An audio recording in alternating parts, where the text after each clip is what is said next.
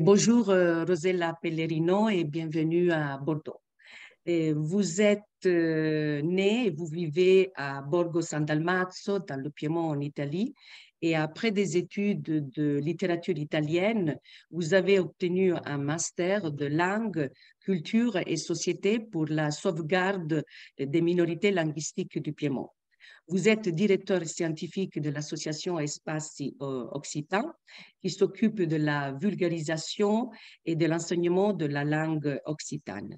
Vous avez aussi contribué à la publication du dictionnaire italien-occitan-italien, règles orthographiques, choix morphologiques et vocabulaire de l'occitan alpin oriental.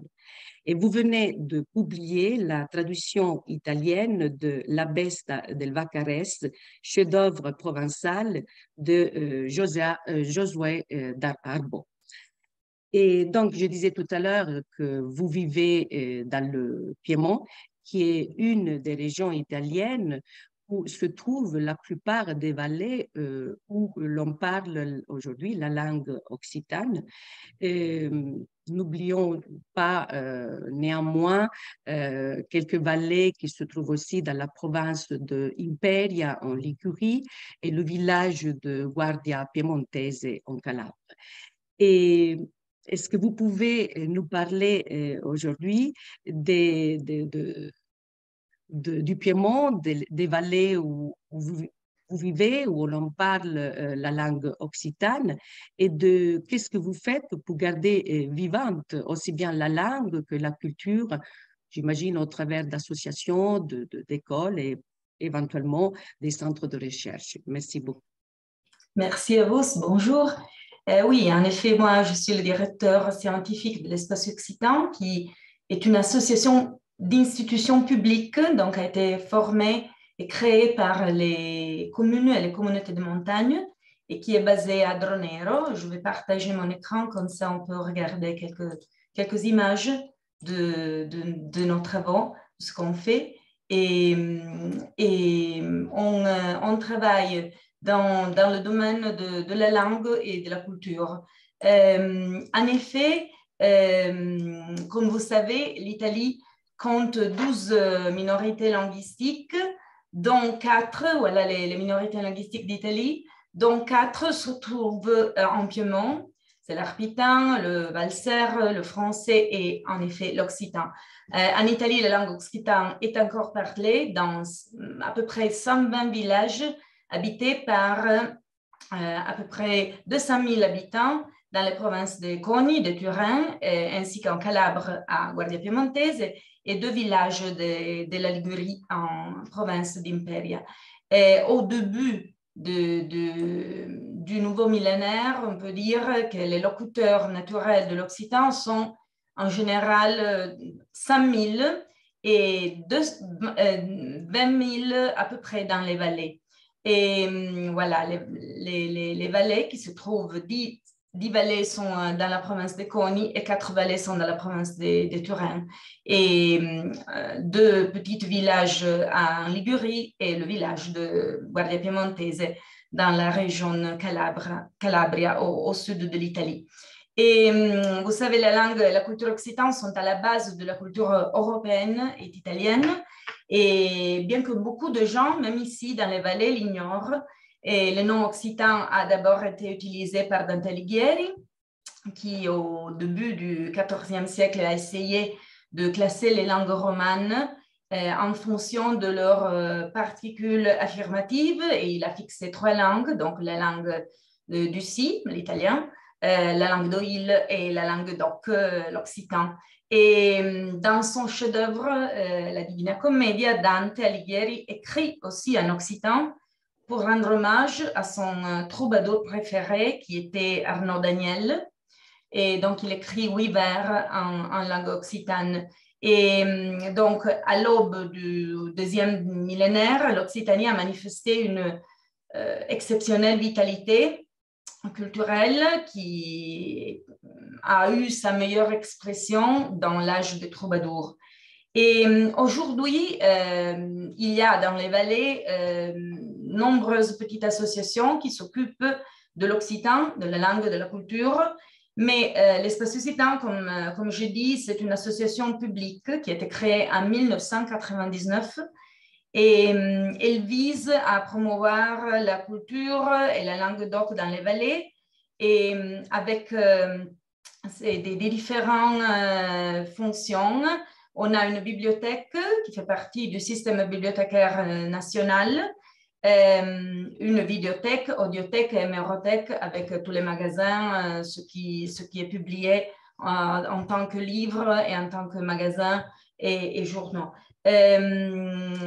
On s'occupe aussi des publications, donc des dictionnaires, des livres d'ethnographie sur la musique, des poèmes et des éditions pour les enfants aussi. On est guichet linguistique occitan pour la vallée du Maira et on est un centre culturel qui est tout dédié au monde occitan. Et on travaille avec les nombreuses autres associations ou entités publiques. Donc, on travaille avec les communes, on travaille avec des autres associations plus petites. On est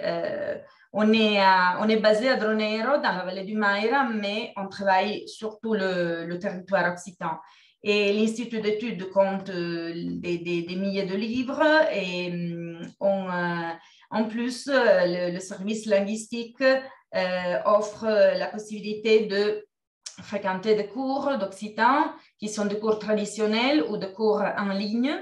On offre des traductions, des renseignements sur la linguistique, la toponymie. On fait des cours et des activités pour les enfants aussi, donc animation dans les écoles. Et avec les étudiants les plus grands qui font des recherches universitaires aussi. Et on organise aussi des manifestations, de petits festivals liés à la culture, à la musique. Donc, normalement, tous les années, on a 3 ou 4 éditions des manifestations différentes. Et on fait de social reading, c'est-à-dire une lecture de gros des classiques occitans. Donc, ça, c'est, par exemple, ça, c'est Calendal de Mistral. Et avec les écoles, avec grand public, on pourrait dire, on s'occupe aussi des expositions et des films. On a aussi un musée qui est consacré à la langue occitane. C'est une façon agréable d'aborder la culture occitane parce que c'est un voyage virtuel qui illustre la littérature, la musique, les traditions, l'histoire, la vie matérielle, non seulement de nos vallées, mais de l'Occitanie tout entière, avec 10 stations informatiques qui sont consacrées à la géographie, à l'histoire et à les autres thèmes principaux de la culture occitane, aussi la musique. On a aussi une petite partie ethnographique avec des objets de la tradition pour mieux faire comprendre comment on vivait dans les vallées. Et malheureusement, vous me demandiez des écoles. Malheureusement, en Italie, l'occitan n'est pas officiellement enseigné dans aucune école, bien que l'État le contemple à travers une loi spéciale pour les minorités. Et les activités en langue ou sur la langue, la culture occitane, sont un peu laissées à l'initiative, on peut dire, ou à l'intérêt des enseignants. Et nous n'avons pas de formation spécifique pour former les enseignants d'occitan. Et cependant, il y a de nombreuses écoles qui travaillent avec des consultants externes, avec des professeurs externes sur la culture, la musique, les traditions. Mais il faut dire qu'il existe à l'Université de Turin un très bon département de dialectologie qui s'occupe d'études sur les différentes langues et les dialectes de la région. Et depuis cette année, il a commencé dans le mois d'octobre 2022, un bref lectorat de langue occitane a été activé. Et bon, j'espère qu'il se poursuivra au fil des ans et deviendra un cours à part entière de langue occitane. Bon, merci beaucoup parce que votre présentation était très riche, complète et surtout merci pour les images parce qu'elle nous donne vraiment un aperçu pluraliste de votre réalité, nous donne aussi envie de la connaître mieux, de venir. Merci vraiment, Rosella. Et tout à l'heure, vous avez évoqué effectivement une loi qui protège, si j'ai bien compris, la langue occitane. Est-ce qu'il s'agit de la loi promulguée en 1999 par une commission internationale à laquelle vous avez aussi participé? Et si oui, effectivement, je pense que vous l'avez un petit peu dit, mais qu'est-ce qu'elle a vraiment apporté, cette loi de Compré? Qu'est-ce qu'elle a changé depuis Oui, sa divulgation, en fait? ben, bon, on savait que après l'âge des troubadours, la décadence de l'occitan en tant que langue officielle et de langue littéraire commença à la fin du 13e, 14e siècle. Et on a eu, l'occitan a toujours été puis abandonné, méprisé par les États. Elle devint la langue des classes les plus pauvres, les moins cultivées. Et on a dû attendre Frédéric Mistral au 19e siècle pour être ramené en premier plan. Non? Et dans les vallées, l'occitan était encore utilisé dans le contexte familial. Et pour la plupart de la population dans les vallées, c'était la seule langue parlée et connue jusqu'au début du XXe siècle. À cette époque, l'occitan a commencé à être repoussé aussi en Italie parce que vous pensez qu'à l'école, on était dénigré.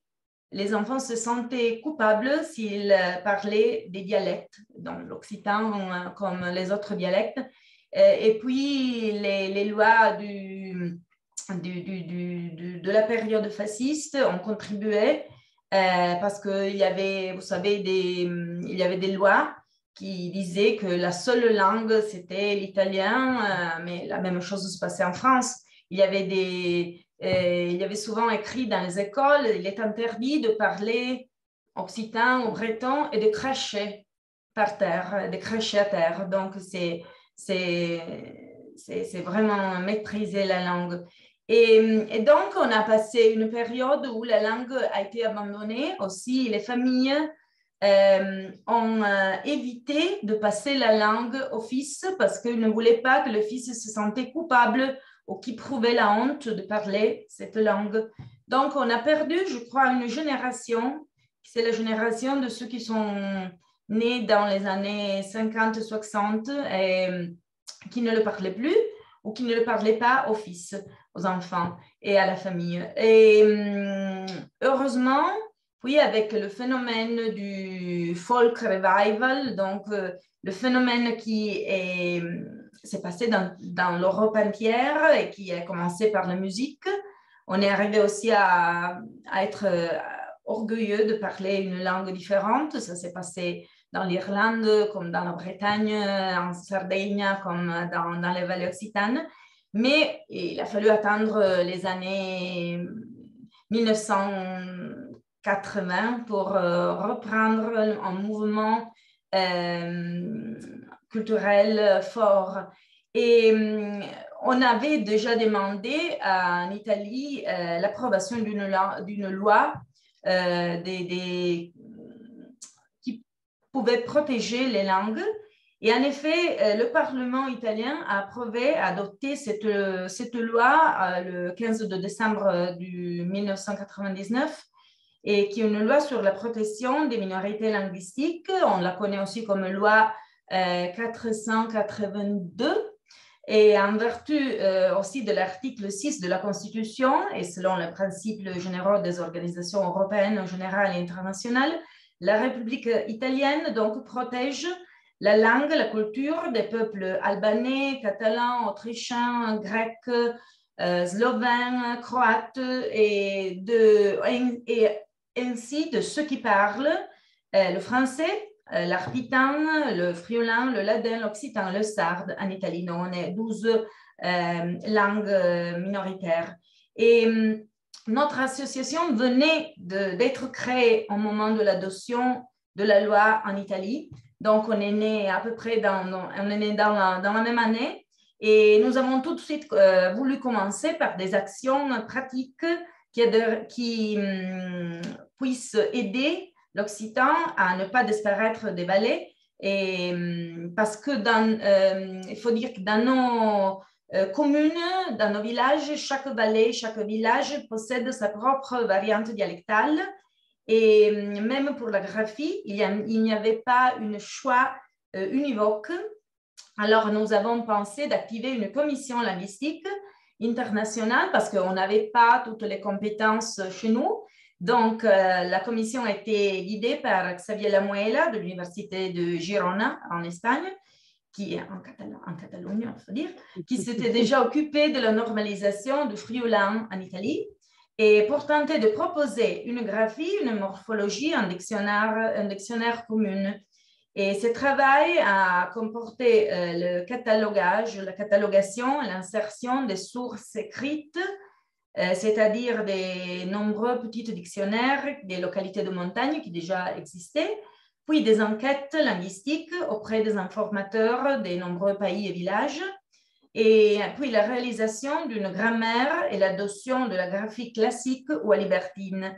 Et ce travail, qui se révèle aujourd'hui encore très utile, parce que le dictionnaire, c'est un dictionnaire pan-occitan, donc qui réunit un peu toutes les variantes des vallées, est utilisé par tous ceux qui veulent apprendre l'occitan à partir de zéro, qui n'ont pas une variété de famille et qui veulent communiquer aussi avec les occitans de France qui utilisent la graphie classique. Mais il faut dire que d'abord, elle a été un peu mal vue, je peux dire, parce que beaucoup de gens craignaient que l'on veuille dénaturer l'occitan des vallées, l'occitan alpin, et en incorporant, en proposant de l'évaluer une koiné languedocien, donc le dialecte de Toulouse. Les gens ont pensé qu'on voulait enseigner le dialecte de Toulouse, on voulait dénaturer les variétés de nos vallées. L'écriture, la graphie classique à libertine n'était pas considérée comme appropriée, éligible pour notre phonétique. Et donc, au début, c'était un peu difficile de faire comprendre que c'était un travail de divulgation et de préservation. Mais au fil du temps, les positions se sont adoucies un peu. Ce travail, heureusement, en plus d'être actuellement un outil utile d'apprentissage, a au moins contribué à faire comprendre l'unité de l'occitan malgré ses multiples diversités. Donc, ça a été un travail, un travail important, tant que pour les années qu'on a dédiées à ce travail. Et ça a été un travail important du côté linguistique, mais aussi du côté social, sociolinguistique, pour faire comprendre qu'il fallait aussi sortir de son propre village si l'on voulait garder vivante notre langue.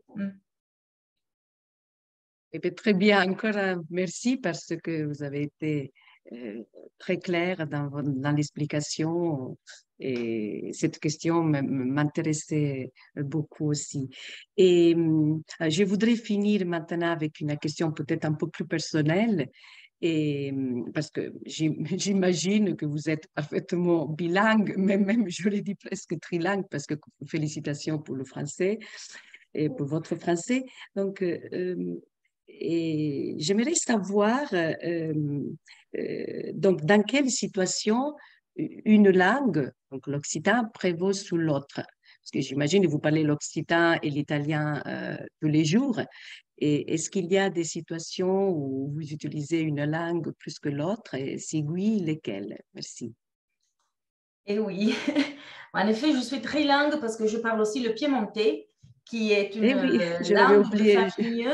Donc, l'italien, l'occitan, le piémontais sont les langues que le long de ma journée, je passe. Donc, j'utilise 3 codes linguistiques et c'est une situation très commune dans les vallées piémontaises, surtout pour les personnes qui ont plus de 40 ans, donc qui sont encore nées dans un milieu dialectophone. Et je parle l'occitan avec certaines personnes de la famille, une partie de ma famille, donc, parce que je suis un peu piémontaise, un peu occitane. Et je parle l'occitan avec toutes les personnes, surtout les personnes plus âgées que je rencontre dans les vallées. Donc, c'est ma première langue de socialisation quand je suis dans la vallée. Parfois, je parle occitan et puis je me rends compte que l'autre personne ne le parle pas, mais c'est toujours la première langue que je vais proposer dans les vallées. Et je l'utilise sur les réseaux sociaux aussi, sur le WhatsApp avec mes amis occitans. Donc, il y a des personnes que j'ai connues en occitan et ça me fait... c'est curieux quand je lui parle en italien parce que peut-être il y a d'autres personnes qui ne comprennent pas l'occitan, donc c'est pas les personnes bien élevées ne le font pas, donc il faut parler en code commune, mais quand je change de code avec des personnes que j'ai connues en occitan, ça me fait, c'est quelque chose de drôle, c'est quelque chose de curieux. Et puis, bon, heureusement, moi, je suis une des très peu personnes qui parlent aussi l'occitan pour des raisons professionnelles. Donc, c'est une chance. Et donc, je peux l'utiliser aussi au travail. Mais c'est certainement pas une chose commune parce que l'occitan, ce n'est pas une langue que sur le curriculum, on va écrire comme compétence pour trouver un travail. Mais je parle le piémontais avec d'autres parents, avec les personnes âgées. L'occitan et le piémontais sont aussi les langues des blagues à la famille, des expressions salaces. Hein, donc, quand je veux dire aussi à mes fils, à mes enfants, de se dépêcher, qu'ils ne se sont pas bien portés, bon, je passe immédiatement à l'occitan, au piémontais, parce que ce sont des langues, je trouve que ce sont plus expressives. Donc, il y a... Et l'italien, bon, est la langue de l'école de mes enfants, des amitiés non patoisantes, de la bureaucratie, des médias, parce que malheureusement, on n'a pas une télévision, une radio en occitan. Et donc, il faut il faut d'agilité linguistique pour passer toujours d'une langue à l'autre. Très bien, merci vraiment. Merci beaucoup pour ces explications, ces détails et de votre vie aussi, de votre vie intime un peu. Et Rosella, moi, je m'arrête là. Je vous remercie d'avoir participé virtuellement au festival. J'espère qu'on pourra vous accueillir un jour ici, comme on avait fait aussi avec Tiziana, qui était venue au cours de la première édition de notre festival, Tiziana Gallian. D'ailleurs, au festival, on veut donner toujours de la place aux langues minoritaires, à l'occitan, et non seulement. Donc, encore merci et à très bientôt. À Merci presto. à vous tous. Je vous souhaite un très bon festival. Au revoir. Au revoir.